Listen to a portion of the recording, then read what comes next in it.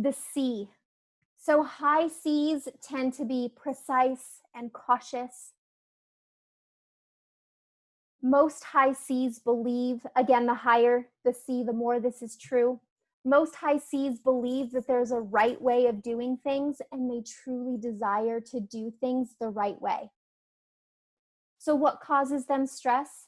Well, when they don't have enough or they don't have accurate information.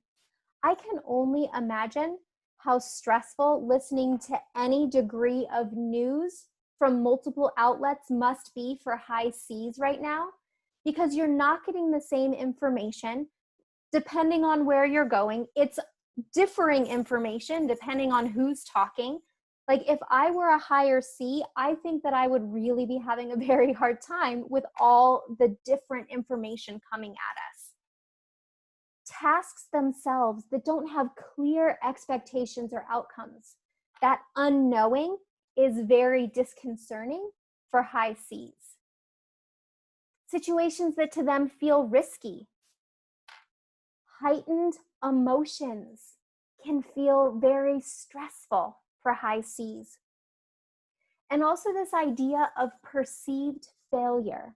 So because most high C's do believe that there's a right way of doing things, and they desire to do them the right way, then that means that there's also a wrong way of doing things, and they really don't want to be wrong or to fail.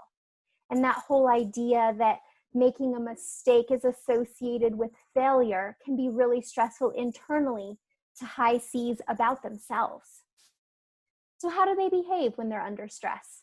Well, one of two things going to happen depending on some of their other disc styles. They're either going to withdraw, or potentially they're going to ask even more questions so that they can get clear.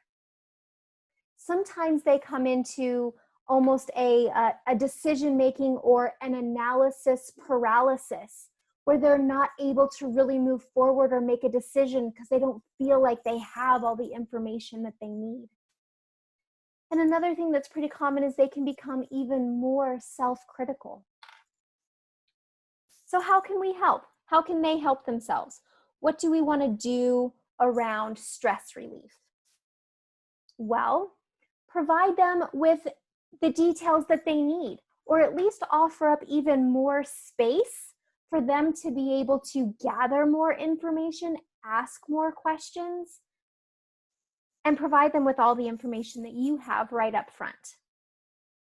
When it comes to validation, high C's more than others, more than some other styles, that validation really has to be authentic, because they already are more critical of themselves. They're sniffing out like fake validation.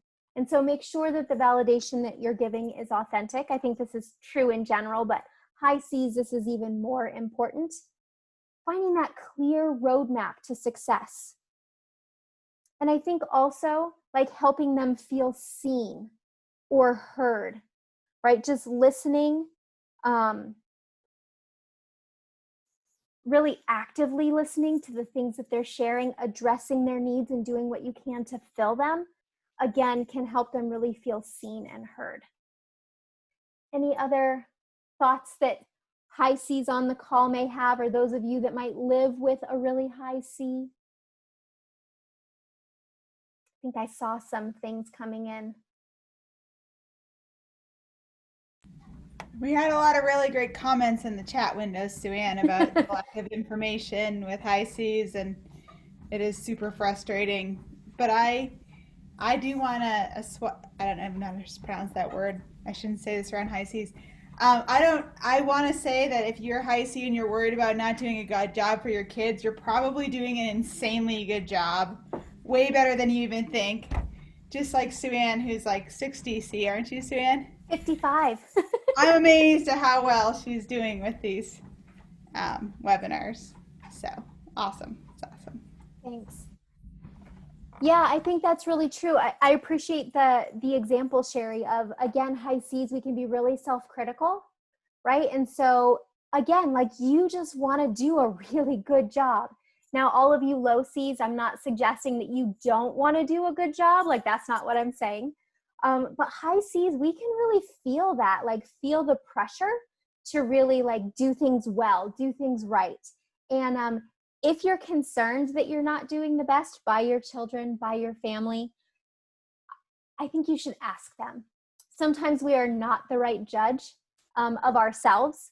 And instead, sometimes we really need to get the input of people around us in order to be able to really take in what they have to say.